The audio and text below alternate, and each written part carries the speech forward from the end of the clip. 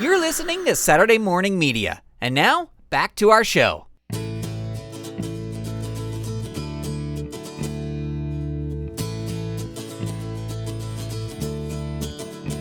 Here we go.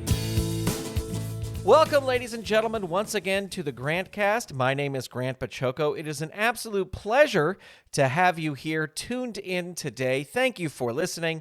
Thank you for downloading. Thank you for checking out the Grantcast. And, of course, a special shout-out to the Saturday Morning Media Patreon patrons who help make this podcast possible. More information at the very end of the show. So, starting in sort of January, Disney started doing these billboards around town. Now, you maybe have these in your town. They were definitely all out here, other Southern California. And basically, the concept was just it was sort of like an off-white billboard with what just looked like typewriter text down, in the middle of it. And each of these billboards, and they had bus ads as well, were sort of phrases from Disney films. So one was like Bibbidi Bobbidi Boo. One was I Am Your Father. One was the one closest to where we are was Ohana means family. And it's just very simple. It says Ohana needs family in like typewriter type font. There's a period at the end, right in the middle of the billboard. And then I think the Disney Plus logo was sort of down at the bottom. So that was sort of, I think they kind of showed up in January. And then in February, I noticed that they tweaked the billboard a little bit, and the Ohana means family one now had a hole where family is. And then it looked like where the hole was ripped was now down on the floor, sort of. You could still see it said family. And then Stitch was there in full color. And it's like he ripped out the word family. And then he's just sitting there with a goofy look on his face, and it still said Disney Plus and all that kind of stuff. So it's like, oh, that's kind of cute. And they made it look 3D. So it's like kind of this 3D, like the where the hole is, like the edges kind of curl out. And then I was driving around and I saw the I Am Your Father one. And where the eye is looked like a Darth Vader's hand holding a lightsaber, and then the lightsaber like cut up the billboard over where the eye is. So it's still like I Am Your Father, but the eye is now a lightsaber being held by Darth Vader. So very clever, very interesting. I don't think I saw any other ones. Those are the two main billboards I saw. And then what they did in maybe late March, early April, is they're advertising Hulu being on Disney Plus. So for the Ohana means family billboard, suddenly Peter Griffin from Family Guy is poking out of the hole that Stitch has ripped in this billboard. Stitch is gone. And then down below where the Disney Plus logo is, it looks like the billboard has been ripped again to show what was underneath it. And it says Hulu on Disney Plus. I did not see what they... Oh, I did see. For the one for I Am Your Father... the lightsaber is gone. It says, I am your father, but now sort of at the end of, or maybe he's poking out where the lightsaber was, but it's the dad from American Dad.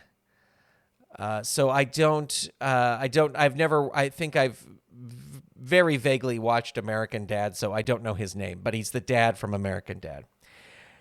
And then the other day, I came across a billboard which I hadn't seen in its previous incarnations. I've only seen it in its current Hulu on Disney Plus incarnation.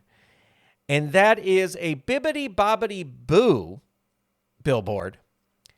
And where the boo is this horrifying, disgusting mouth, which I realize is from American Horror Story.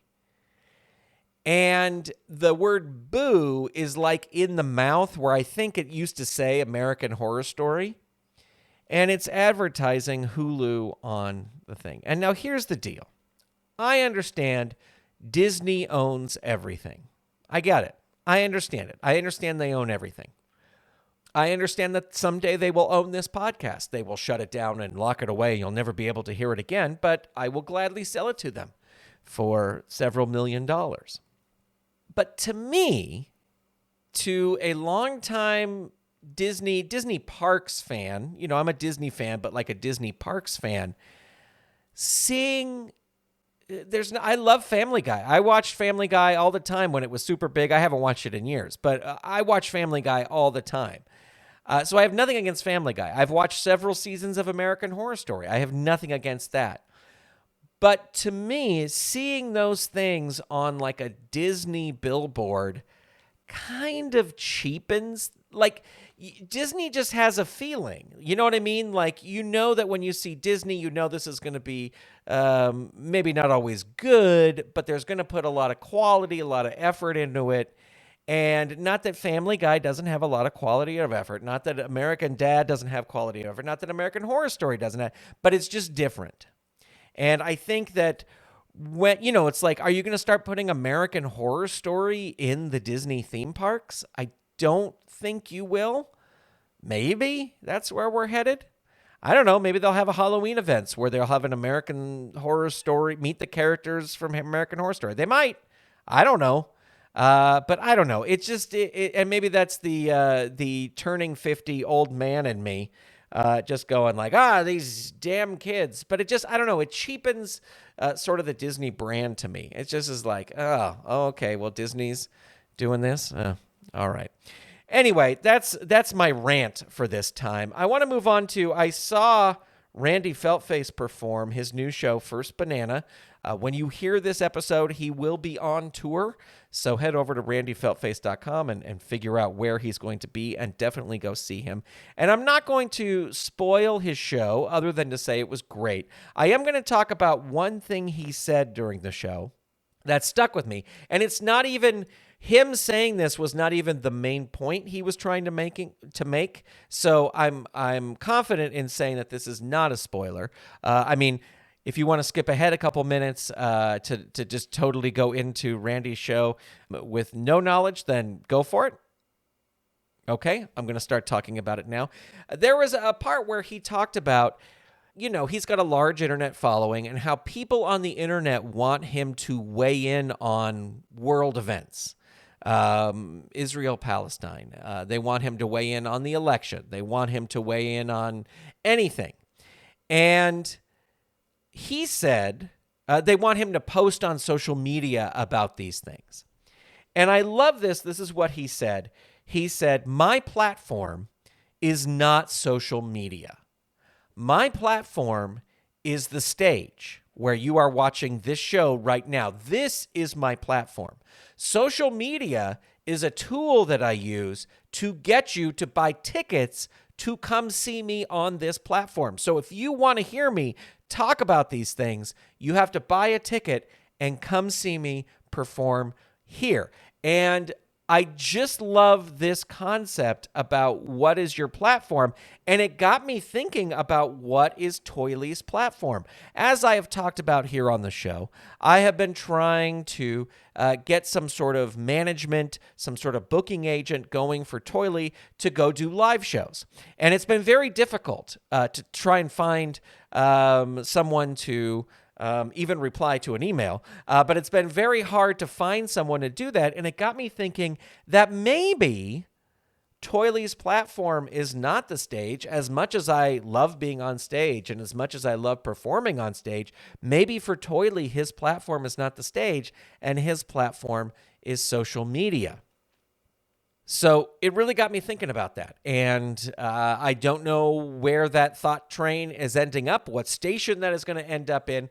But that's currently what I'm thinking. And that's one of the reasons I love going to see Randy Feltface because he gives you stuff to think about. Even if him saying that was not the thing he wanted, because he goes on and talks about other things, and I think he definitely wants the audience to think about that. But this one part stuck out to me, and it was really interesting, and it's been something I've been thinking about ever since I saw him. And it's been, at the time I'm recording this on Tax Day, April 15th. It's already over a week since I saw him. It was a week ago yesterday. So there you go, Randy Feltface. Finally, I want to talk about, because this is so interesting. I had a crazy dream in the early hours of this morning.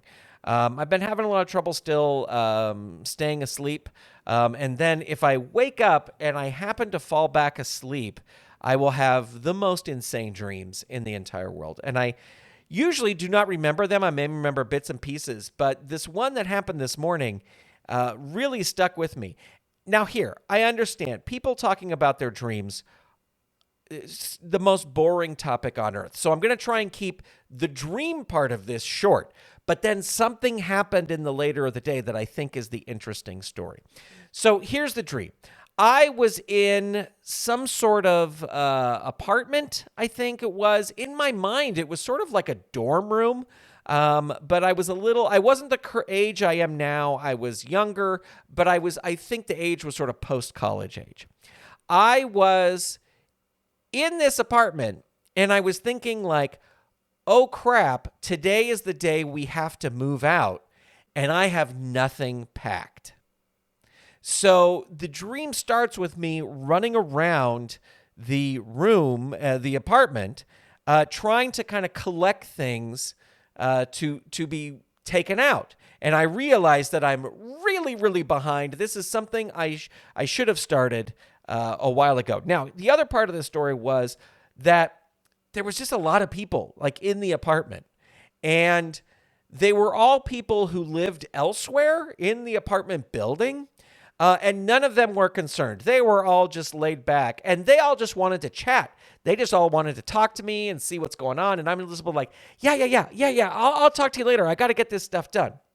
So I come from the bedroom in this apartment out into the living room, and I realize that the entire front wall of the apartment building has been torn off. And there are construction crews. I'm on the bottom floor, but there are construction crews dealing with the debris of tearing down off the front part of this wall. And I realize that I'm only going to be able to grab a few things, and then I got to get out of here. So I start running around the apartment, and back in the day, I don't mean to brag, I had a pretty big compact disc collection. I know, don't be jealous. I came around the corner and I see my compact disc collection, and I'm like, oh man, okay, am I going to take any of these? And then I see the stereo system that I had back in those days, and the tuner and the record player were from my parents' stereo when I was a kid. Like I took those with me to college. I had them with me after college, and so I was like, well, I have to save those because those are a link to my parents. I have to save those. So very vividly, I remember in this dream, I was pulling like the speaker wire out of the back of the tuner. And then somebody came up to me and was like, hey man, are you just gonna leave those records or those CDs? Can I look through those CDs? And I was like, yeah, please go ahead, look through the CDs. I'm not going to take any of them. So this is everybody else in the dream was very nonchalant, while me, I'm trying to put all this stuff together to get out of there. Well, then I woke up. Okay, so dream over. You don't have to hear about the dream anymore. I woke up. I wasn't sort of in a panic state. I wasn't having like a panic attack or anything like that. I just kind of woke up and I was like, wow. Well, I'm glad that was a dream. And I didn't have to make the decision about that stereo system and those CDs and all the stuff in my apartment.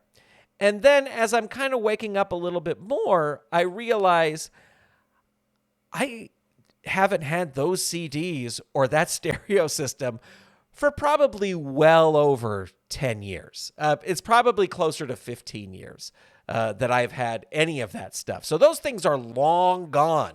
So then I was just kind of like, wow, that's kind of funny to have this dream about all this stuff and not having this stuff and having to make a decision about this stuff and then not having that stuff for over 15 years. And it's not like I sit here going, oh man, I wish I still had my CDs, because I certainly don't.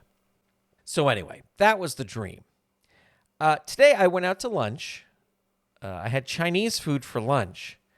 The going to have Chinese food was a spur of the moment thing. I actually went to another place and there was too many people there. So I was like, I'm going to go get Chinese food instead. So this is how this goes. I open the fortune cookie. I take out the fortune, and the fortune cookie reads, I wrote this down. I threw it away. I don't have it still. But the fortune cookie read, you will be released from the burden of your past. And to have that fortune from a fortune cookie mere hours after having a dream about all this stuff from your past, kind of, making the choice of releasing it and not having it was pretty interesting. Now, I am hoping that this fortune, you will be released from the burden of your past, doesn't mean like, I'm dying at 5:00 p.m. tonight. Hopefully, at least let me get this podcast out, fortune cookie gods. But I thought that was really, really interesting. I don't know. Let me know. That's going to do it for this episode of the Grantcast. Thank you so much for listening, ladies and gentlemen. Thank you for downloading. We will be back soon with another episode, and I just really appreciate you taking the time to give this a listen. This episode of the Grantcast was edited by Stephen Staver and was made possible by the Saturday Morning Media Patreon patrons who've gone to patreon.com/Saturday Morning Media and set up a pledge for as little as $1 a month.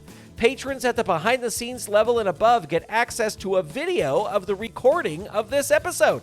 Big shout out to all of our patrons, and a special shout out to our patron producers, Eve Cunning, Kathy Crawford, Tony Urbano, Brandy, David Akers, Paul, Scott Armstrong, Vicky Sebring, and Ricky Chavez. If you'd like to become a patron and receive episodes of the Grantcast before they are released and some of these other amazing perks, visit patreon.com/Saturday Morning Media and set up your monthly pledge today. And thank you for your support. This episode of the Grantcast is copyright 2024 Saturday Morning Media, Grant Baciocco, executive producer, all rights reserved. www.saturdaymorningmedia.com. You've been listening to Saturday Morning Media. Stay tuned. We'll be right back.